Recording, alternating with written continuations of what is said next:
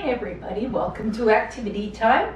Today we're looking into our after school club kits, and our theme this month is witches and wizards. So every witch and wizard needs a magic wand, and that's what we'll be making this week. Now your wands will be slightly longer than mine. I've had to do up a few as samples to be able to show you how to do things. So I've just used a shorter wand. All right, and this is mine. Now, just like any normal stick that you would get or limb off a tree, it's bumpy and it's ridgy and it's not even, and that's exactly what we're going for. So to take our piece of wood, let's see, that is smooth and even, we're going to have to change it up and use some paper mache to make a wobbly stick. Okay, so we are going to get really messy today. Make sure that you're wearing old clothes and make sure that you've got a mat of old newspapers down or a placemat, something to cover the table and make it easier to clean up the mess. All right, let's open our bags, and inside you will find in your kit there is a wooden dowel, and there is a bag of flour. Okay, and you will find some thicker wool, a piece of wire, and some jewels. Be careful when you pour them out so that they don't go running all over the floor and everything. So we're just going to push the jewels and the wire out of the way because we don't need it right now. And we're going to make our paper mache. And to make our paper mache, you are going to need the bag of flour. And I would suggest mixing it in a container, an old margarine container or a storage container that you have around the house that has a lid. Because this is not a craft that you will do in 5 minutes. This is one that's going to take a couple of days to make, and you may need this paper mache again later. And so having a lid to keep it will help, okay? I'm not going to make any up because I made mine up earlier today, but you're just going to put your 1/4 cup of flour, which is already measured in this bag, into your bowl, and you're going to add a 1/2 cup of water, which you have lots of water at home, and stir it up and get all the lumps out of it and make your paste. Okay, now this has been sitting for a while, so before I can use it, I'm going to need to give it a bit of a stir to remix all the water and the flour. Okay, there we go.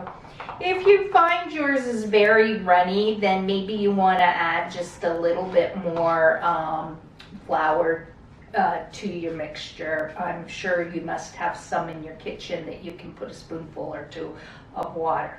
Okay, so I am going to take my paper mache, and in your bag you will find a part of the newspaper, and just rip that into strips. They don't have to be pretty or all even or anything like this. Now, often when you do paper mache, you use squares of paper, but this time I want you to use strips, and there's going to be a reason for that.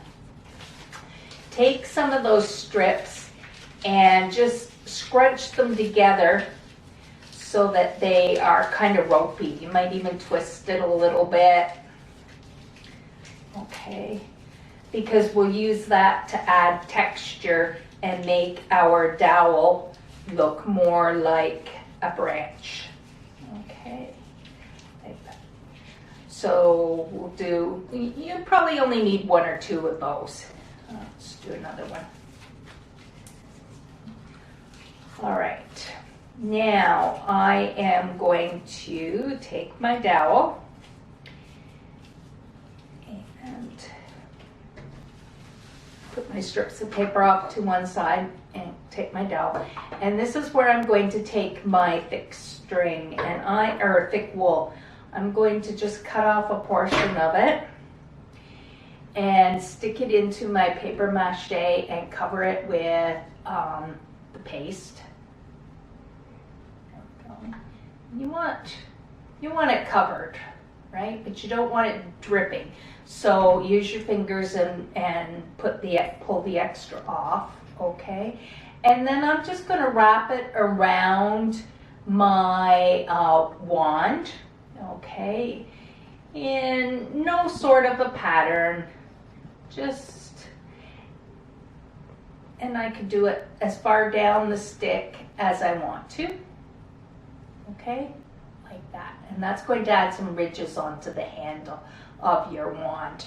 All right, now I'm going to start with my newspaper, and I'm going to put it into the flour. And same thing, I want it wet, but I don't want it soaked. Okay, and pull off the extra. And then I'm going to start wrapping that around my wand. Now the nice thing is this is so gluey that it sticks pretty quickly. And I can wrap this around my the wool and use my fingers and just press it into the in-betweens of the wool so that there's ups and downs and ridges. Okay, and I'm going to put the indent so that you see the texture. Can you see that? I'm not sure whether you can or not, but it will start to build, okay? And I am going to cover my entire wand with my paper mache. So I want to cover my stick, and I want to smooth it down. The reason we're going to cover the entire stick is because then when you're painting it, it's all textured. You would be able to see the difference between where the paper is and where the wood is if you don't cover the whole thing, and it wouldn't look as cool. Okay, and now I'm going to take some of that rolled paper, get it all gooeyed up, and see, as you can see, this is creating a bit of a mess, so you may want to use a bigger placemat than what I used,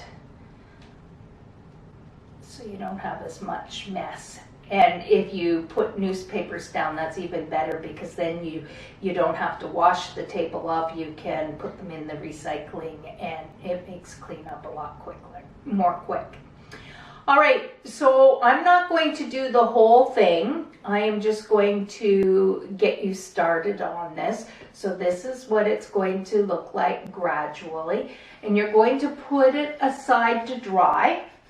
Now I've created a big mess, and to go on to the next step, I just want to clean off my hands so I don't stick to my next thing. And I'm going to put that out of the way. So it's handy to have a wet cloth right beside your table so that you can clean things off as you go. All right, now you've set your wand aside to dry, and it's probably had to dry overnight, okay? It does take quite a while. If you have some gaps or some areas that you're not too pleased with, then you can add a little bit more paper mache to the places that you want to add a bit more texture. If I wanted to put something here to raise it up, I could. But if you are happy with it and it is entirely dry, then you can start the next step. All right, so the next step is to paint your wand. Now in your bag, I have put a container of brown paint. I didn't leave one for myself, so I'm just going to pour some paint onto my work mat here. And I am going to use it to paint my entire wand. Now this wand, you will probably need to put 2 coats of paint on, because as you can see, the first coat, you can still see the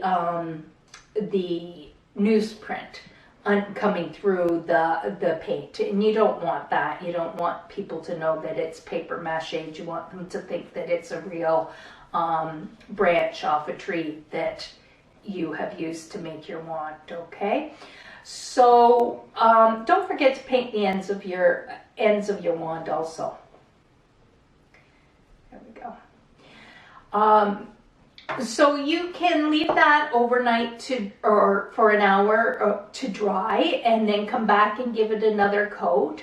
Sometimes what I do when I'm impatient and don't want to wait for paint to dry, I get out my hair dryer and give it a spray with the hair dryer and just run it over and dry it quickly, and then I can add another coat of paint to it. All right, don't use your parents or sisters or brothers or anybody's hair dryer without asking permission first.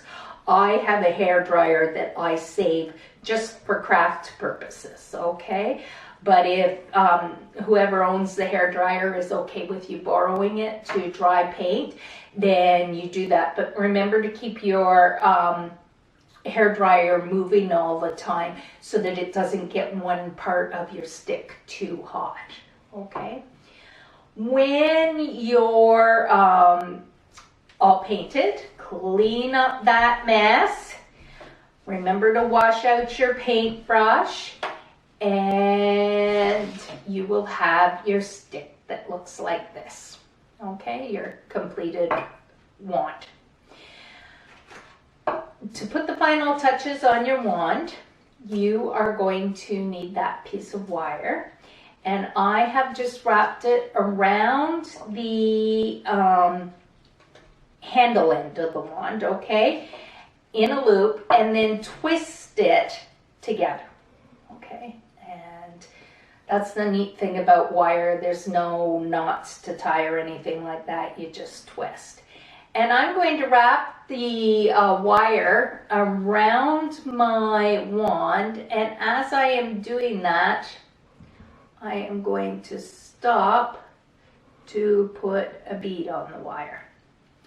Putting a purple bead on the purple wire was not easy. My eyes just could not see the holes. All right, and these are special gems, amethysts and rose quartz and diamonds and jade and whatever you want it to be, that are just going to give your wand special extra powers. Okay, and there's the hole. Okay, I'm going to put that in and come back up to the top and find the end that I twisted. Anyway, and you're just going to wrap the wire around some of the other wires that are there, put it underneath, and make a twist.